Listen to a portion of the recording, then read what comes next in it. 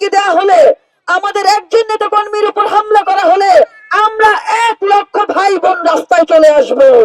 মা বোন আপনাদেরকে বলছি, নারীরা যারা আছেন আপনাদেরকে বলছি, আপনারা কত তারিখে ভোট দিতে যাবেন? কত তারিখে? আপনারা 12 তারিখে ভোট দিতে যাবেন। আপনারা ভোট দেওয়ার পরপরই কিন্তু বাসায় ফিরে আসা যাবে না। আপনাদেরকে সতর্ক থাকতে হবে না? মামা চাচা যারা আছেন আপনাদেরকে ভোট দেওয়ার পর সতর্ক থাকতে হবে না? কেন? কারণ আমরা আগে দেখেছি, আগে আমাদের মা বোনেরা কিংবা আমরা ভোট কেন্দ্রে গেলে ভেতরে ঢুকতে পারতাম না। পারতাম? কি বলা হতো? আমাদের ভোট হয়ে গেছে। আবার আমরা দেখতাম আমাদের অনেক আত্মীয় স্বজন যারা মৃত্যুবরণ করেছে তাদেরও ভোট হয়ে গেছে।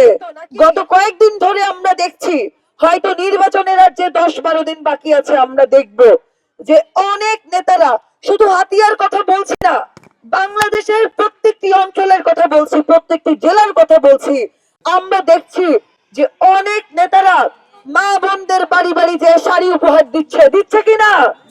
মামা চাচাদেরকে পাঞ্জাবি উপহার দিচ্ছে। দিচ্ছে কিনা?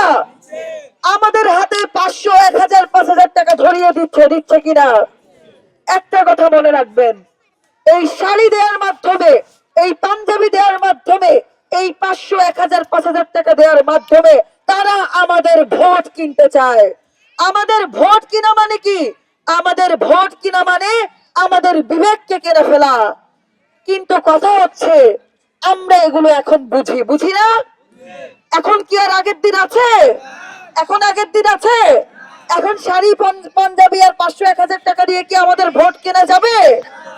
ফলে এই শাড়ি পাঞ্জাবি দেওয়ার সংস্কৃতি যারা ফিরিয়ে আনতে চাইবে তাদেরকে আমরা প্রতিহত করতে পারবো না?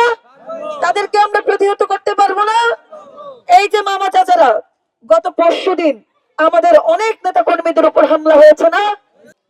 এই যে গত পরশুদিন আমাদের অনেক নেতা কর্মীর উপর হামলা হয়েছে, আপনারা তারপর প্রতিবাদী মিছিল করেছেন না? আপনারা মিছিল করেছেন না? আমরা, যারা আমাদের উপর হামলা করে, বারবার আমাদের নেতা কর্মীদের উপর হামলা করে, আমরা তাদেরকে স্পষ্ট করে বলে দিতে চাই, আমরা 1 লক্ষ ভাই বোন একসাথে আপনাদের বিরুদ্ধে দুর্গ গড়ে তুলবো। আমরা একসাথে প্রতিরোধ গড়ে তুলবো।